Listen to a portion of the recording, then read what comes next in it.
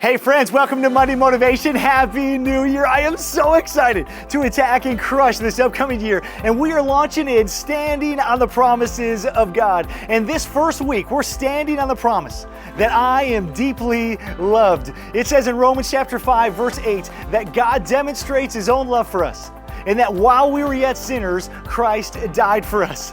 You see, God doesn't love the way that the world does. The world loves us through transaction, through performance, through achievement. And it's like this, for me, for many years as an athlete, Gary, we love you. We really, really, really want you on this team, as long as you play good.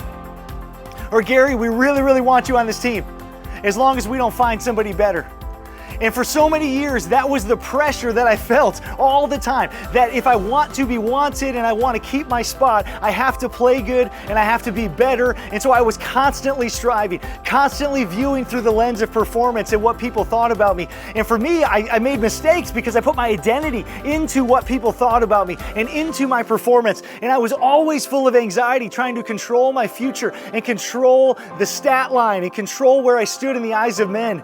And when I came to Christ, I tried to actually apply this way of thinking to my walk with God. And I struggled for years as I began to think that, man, I got to be an Olympic level Christian. God loves me through the lens of my performance as a Christian.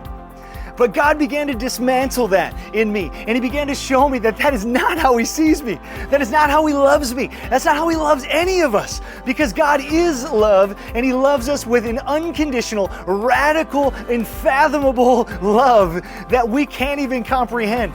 When he says in Romans 5:8 that God demonstrates his love for us, that while we were yet sinners, Christ died for us, it was while I was yet a sinner, while I was performing terribly. I was opposed to God. I was rejecting God. God still came after me. He still pursued me. He still loves me.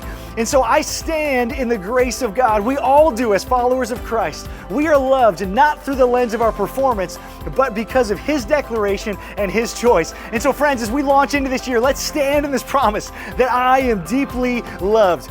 Jesus said, you shall know the truth, and the truth shall set you free. So let's launch in with offense and with strength. I can't wait to see what God does this upcoming year. Here we go.